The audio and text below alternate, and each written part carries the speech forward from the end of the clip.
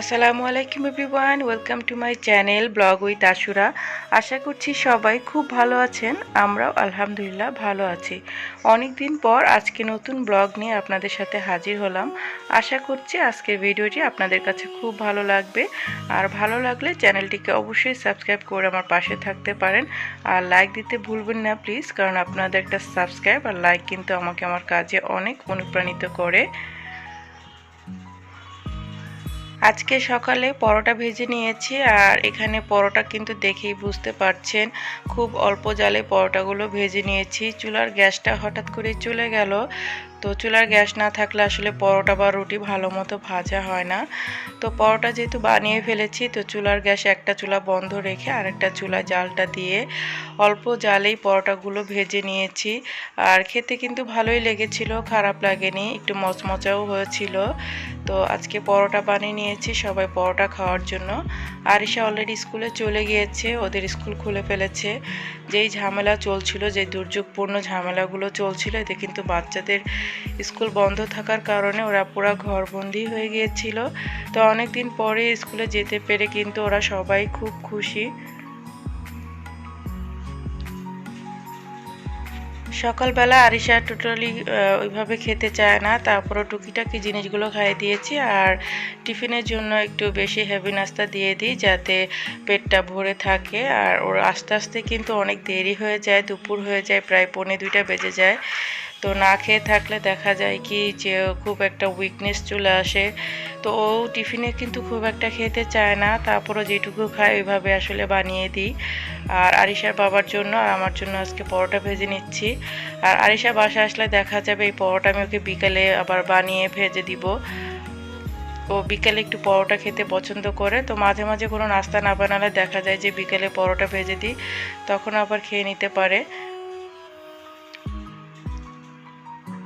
অনেক দিন ধরে আসলে ভিডিও দিব ভাবছিলাম, বাট কেন জানি ভিডিও করতে ইচ্ছা করছিল না, মন মানসিকতাও ভালো লাগছিল না।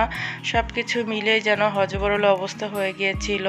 তো আস্তে আস্তে সবার মতো আমি আসলে কাজে ফেরার চেষ্টা করছি। নিজের সংসারের কাজ সব কিছু মিলেই কিন্তু সব কাজগুলো করে নিতে হচ্ছে।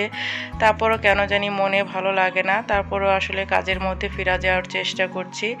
তো টুকটাক কাজগুলো সকাল সকালে শেষ করে ফেলেছি। ডাইনিং টেবিলটা একটু পরিষ্কার করে নিয়েছি, বাড়তি যে ধুলোগুলো থাকে।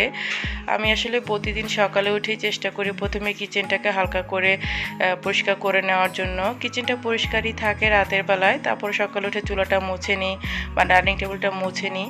এতে আসলে নিজের একটা আত্মতৃপ্তি থাকে, তখন দেখা যায় যে খাওয়ার সময় ভালো লাগে। আর বোতলে যে পানি থাকে সেগুলো কিন্তু রাতে অনেক সময় ফুরিয়ে যায়, তো সকাল সকালে আমি ফিল্টার থেকে পানি সবগুলো বোতলে ভরে রাখি। এতে করে কাজটা কিন্তু অনেক সহজ হয়ে যায়।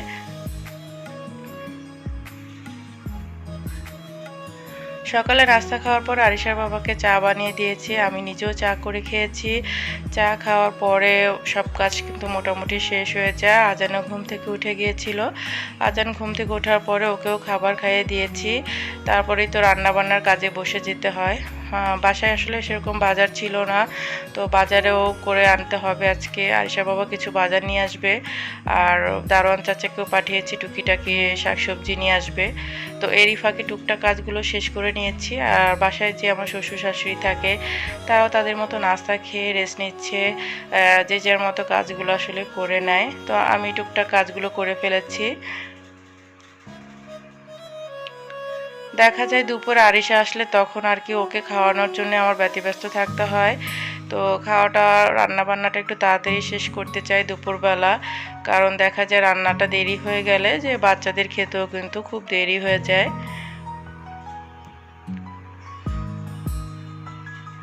সকালের বা দুপুরে যে কোনো সময় খাবার দাবারের পরপরই কিন্তু আমি থালা বাসনগুলো ধুয়ে রাখতে খুব পছন্দ করি। আর এটা একটা অভ্যাস যে বেসিনটাও তাড়াতাড়ি পরিষ্কার করে নিই, বেসিনটা নোংরা থাকলে যেন কেমনটা লাগে। তো যতবারই দেখা যায় থালা বাসনটা ধুই, ততবারই আসলে বেসিনটা একটু হালকা করে মেজে রাখি।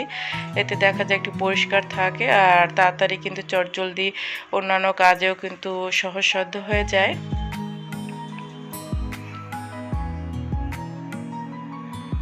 খাওয়া দাওয়ার পরে আমি সব বেডগুলো একটু গুছিয়ে নিই আর টুকটাক যে ফার্নিচারগুলো থাকে সেগুলো মুছে নিয়েছি। আর যেহেতু বাচ্চাদের ঘরটা কিন্তু নোংরাও হয়ে থাকে, অনেক সময় খেলনা নিয়ে অনেক জায়গায় ছড়িয়ে ছড়িয়ে থাকে। আর দেখা যায় যে যতবারই বেড গুছাই না কেন একটু পরে কিন্তু আবারও নোংরা হয়ে যায় বা এলোমেলো করে ফেলে। কিন্তু আজান আয়েশা মাশাআল্লাহ ওরা খুব একটা আসলে এলোমেলো করে না, কিন্তু তারপরও বাচ্চাদের ঘর খেলনাধুলা দিয়ে এখানে সেখানে পড়ে থাকে। আর এসব মাশাআল্লাহ খুব করে সুন্দর করে গুছিয়ে রাখতে পারে। আর আজানও যখন খেলাগুলো এলোমেলো করে রাখে, আরিশা দেখা যায় ওর খেলনাগুলো সুন্দর করে গুছিয়ে রেখে দেয়।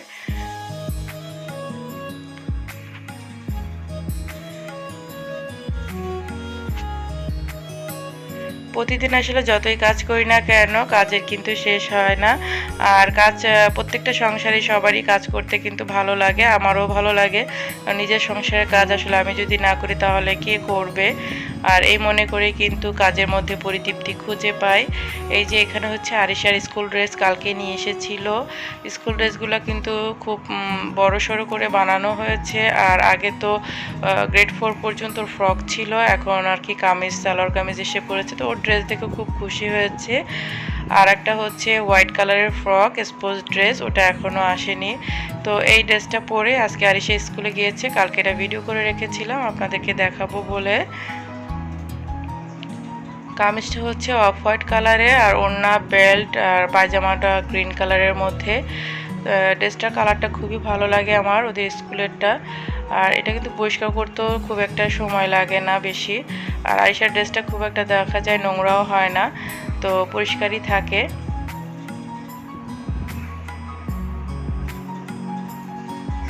নতুন বই খাতাও এসে পড়েছে, সব মিলে আরিশা এখন খুব ব্যস্ত থাকবে, যেহেতু গ্রেড 5-এর পড়াও কিন্তু ওদের অনেকগুলো বই খাতাও নিয়ে এসেছি। সবগুলো গুছিয়ে খুব ভালোভাবে রেডি করে রেখেছে আরিশা নিজে, আর ওর কাপড় চোলগুলো আমি গুছিয়ে রেখেছি। আর এর মধ্যে কিন্তু কিছু বাজারও এসে পড়েছে। আজকে একটু ডাঁটা শাক ভাজি করব। এখানে যে ছোট কুচি ডাঁটা শাকগুলো পাওয়া যায়, ডাঁটা শাকগুলো নিয়ে এসেছে বাজার থেকে। ডাঁটা শাকটা আজকে একটু ভিন্নভাবে রান্না করে নিব, খেতে খুবই মজা হয়েছিল। আর এই ডাঁটা শাকের রেসিপিটা আমি আমার রেসিপি চ্যানেলে আপলোড করে দিব, আপনারা চাইলে দেখে নিতে পারেন। একটু ভিন্ন উপায়ে ডাঁটা শাকটা আমি রান্না করেছি, আপনারা চাইলে কিন্তু এই উপায়ে রান্না করে নিতে পারেন। অনেক সময় দেখা যায় ডাঁটা শাক খেতে কিন্তু ভালো লাগে না, কেমন যেন লাগে। তো এইভাবে রান্না করে নিলে যে কেউই কিন্তু এই ডাঁটা শাকটা খেয়ে নিতে পারবে। আশা করছি আজকের ব্লগটি আপনাদের কাছে খুব ভালো লাগছে। আর ভালো লাগলে চ্যানেলটিকে অবশ্যই সাবস্ক্রাইব করে পাশে থাকবেন প্লিজ। আর আপনারা যদি একটা লাইক দেন তাহলে কিন্তু অন্য আমার ভিডিওটা দেখতে পারবে এবং হয়তো তাদের কাছেও ভালো লেগে যেতে পারে।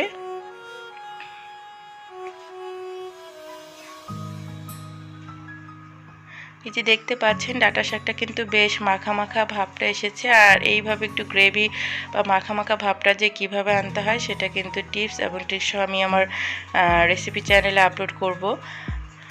গতকাল রাতে ডিনারের জন্য একটু অন্য উপায়ে খাবার রেডি করেছিলাম, ভাত বা রুটি কিছুই করিনি। ভেবেছিলাম একটু চিকেন ফ্রাই করে নিব আর নুডলস করে নিব, সাথে একটু সাথে ভেজিটেবলও করেছি। আর তাতে কিন্তু খেতে খুব ভালো লেগেছিল। প্রতিদিনের একঘেয়েমি খাবার থেকে কিন্তু একটু ডিফারেন্ট করে করলে বাচ্চারাও খেতে খুব পছন্দ করে। আর এখানে চিকেন ফ্রাই করে নিয়েছিলাম, চিকেন ফ্রাইটা একটু সফট বা একটু নরম করে নেওয়ার জন্য আমি দুধ আর ডিমটা মিক্সড করে নিয়েছি। আর এভাবে কিন্তু ডিম আর দুধে চিকেন ফ্রাইটা একটু ভিজিয়ে নিলে চিকেন ফ্রাইটা খুব নরম হয়, আজান আয়েশা খুব সহজে খেতে পারে।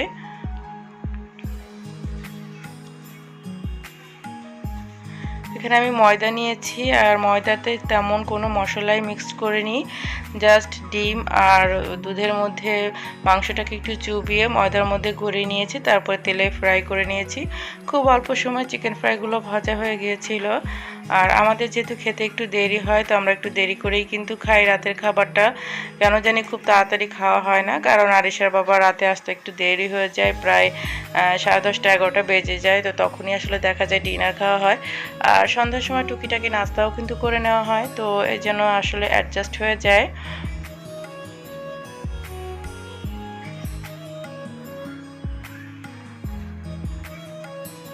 চিকেন ফ্রাই ভাজার সাথে সাথে আমি একটু সতে ভেজিটেবল করার জন্য কিছু ভেজিটেবল কেটে নিয়েছি। আর খুব নর্মালভাবে আমি ভেজিটেবলটা করেছি। এখানে রসুন আর আদা কুচি আর পেঁয়াজ কুচি দিয়ে দিয়েছি আর কাঁচামরিচ দিয়েছি। একটু হালকা ভেজে আমি কিছু সবজি বয়েল করে রেখেছি। সবজিগুলো খুব হালকা করে একটু শক্ত শক্তভাবে বয়েল করে নিয়েছি চাইনিজ ভেজিটেবলের মতো। আর এখানে আমি আজকে লাউ নিয়েছি, বরবটি আর গাজর, এই 3 পদের সবজি দিয়ে আমি একটা সতে ভেজিটেবল করেছি। খেতে কিন্তু খুবই মজা হয়েছিল। আরিশা আর আরিশার বাবা এভাবে ভেজিটেবল খেতে খুব পছন্দ করে।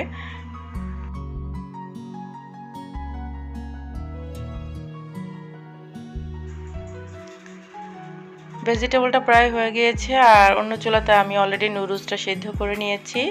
আর ফ্রাই প্যানে আমি জাস্ট আজকে ক্যাপসিকাম আর কাঁচামরিচ আর পেঁয়াজ দিয়ে নুডলসটা রান্না করে নিব। আর 2টা ডিম আমি ভেঙে দিয়েছি, একটু সুন্দর করে ভেজে নিব। জাস্ট সিম্পলভাবে আজকে নুডলসটা রান্না করে নিয়েছি। আর এখানে ম্যাঙ্গো কেটে নিয়েছি। আজকের মতো ব্লগটি এখানে শেষ করে দিচ্ছি। সবাই খুব বেশি ভালো থাকবেন, আমাদের জন্য দোয়া করবেন যাতে পরবর্তীতে এবং প্রতিদিনই আমি আপনাদের সাথে ব্লগগুলো শেয়ার করতে পারি।